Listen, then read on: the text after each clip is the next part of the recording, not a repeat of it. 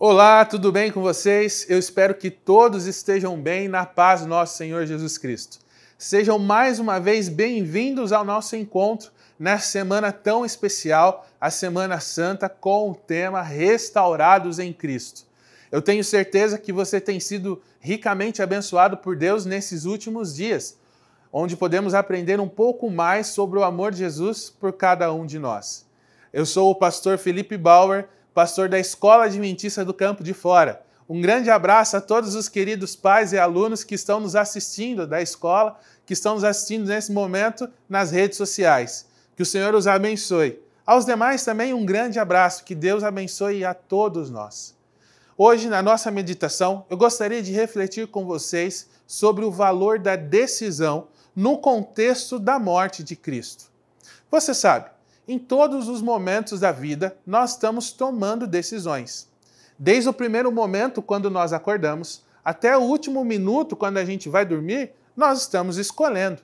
E as escolhas vão das mais simples às mais complexas, das mais básicas àquelas que, de repente, podem mudar todo o rumo da nossa vida.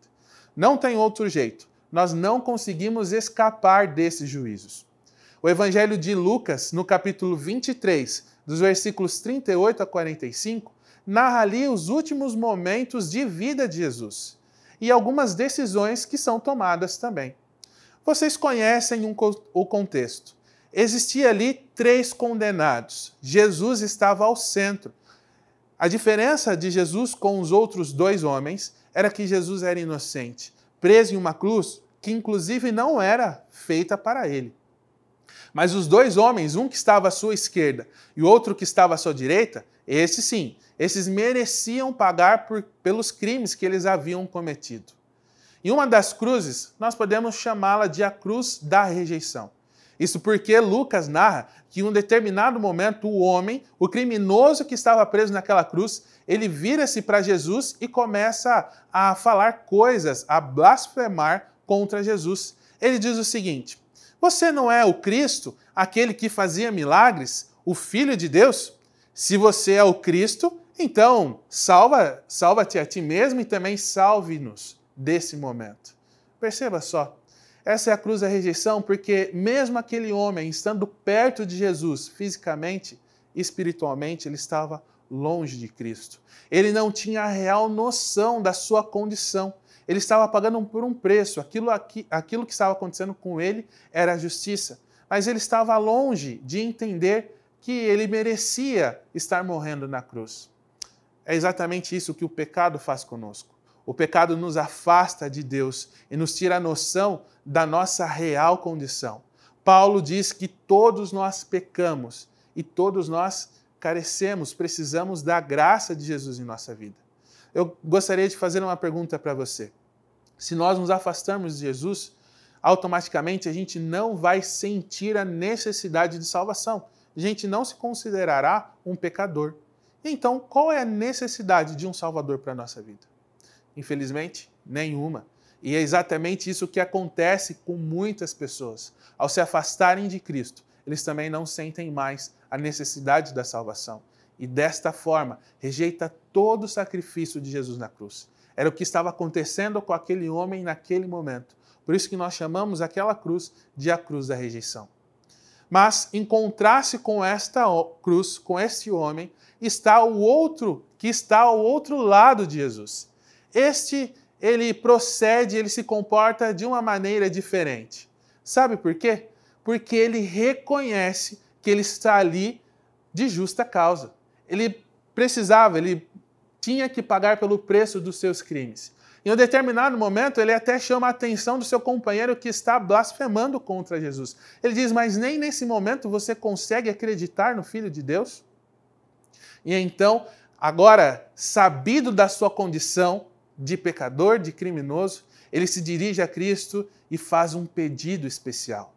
Mestre, lembra-te de mim quando entrares no seu paraíso. A essa cruz, nós damos o nome de a cruz da aceitação, porque ele aceita Jesus como Senhor, como Salvador, como aquele que pode lhe oferecer salvação.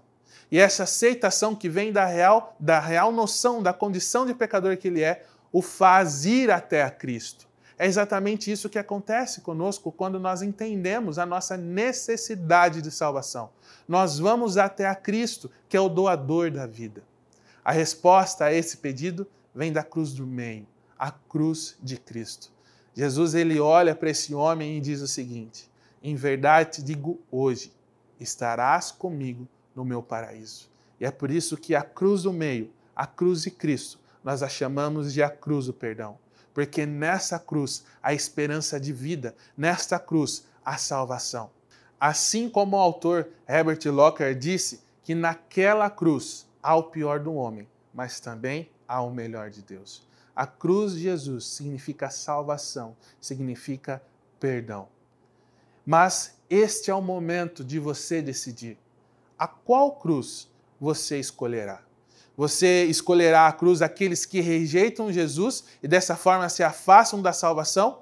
Ou você escolherá estar na cruz daqueles que aceitam Jesus, entendem a sua real condição e vão em busca da salvação?